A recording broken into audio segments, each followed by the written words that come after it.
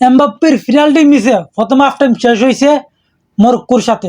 আর আজকের এই ম্যাচে প্রথম হাফে ইয়াসিন বনুর কাছেই আটকে গেছে ফ্রান্স। তুমি দেখো ইয়াসিন বনু প্রথম একটা হেডের গোল হিরা দিয়ে দিচ্ছে, ফিনাল্টি শট হিরা দিয়ে দিচ্ছে, লাস্টে একটা ওয়ান টার্গেট শট সেটা হিরা দিচ্ছে।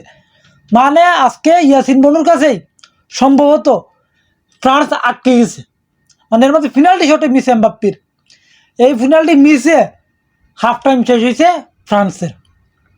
আর এই ফ্রান্স কি সেকেন্ড হাফে কামব্যাক করতে পারবে কি পারবে না সেটা আপনারা কমেন্টে বলে যান। কিন্তু আজকের এই ম্যাচে তুমি দেখো যে মরক্কো তার পজিশন এক খেলতেছে, লো বলকেই খেলতেছে, বল ফ্রান্সের কাছে আছে, কিন্তু ফ্রান্সের কাছে বলতে কিন্তু লাভ হবে না, এটাকে গিয়েই আটকে দেয়। ফিনাল্টি শট মিস, তোমার একটা ওয়ান টার্গেট শট মিস, মানে 10টা অ্যাটেম্প নিছে প্রথম হাফে, 10টা অ্যাটেম্পের মধ্যে 10টাই গিয়া কই দিলে ইয়াসিন বনুর কাছেই আটকে গেছে। মানে ইয়াসিন বনু আজকে ফিনাল্টি শট হিরানি পরে কলিজা আরো মুডো হয়ে গেছে, মানে আরো হাত সরাই গেছে, এমনিতে হাত দিয়ে এমনিতে বল। এখন দেখার বাকি যে হাফ টাইম শেষে ফ্রান্স কামব্যাক করতে পারে কি পারে না। কিন্তু যেভাবে খেলতেছে ফ্রান্স আর মরক্কো, খেলা এটা লস টাইমে যাবার সম্ভাবনা আছে, এমন আছে ম্যাচ টাইফিকারও যাইব।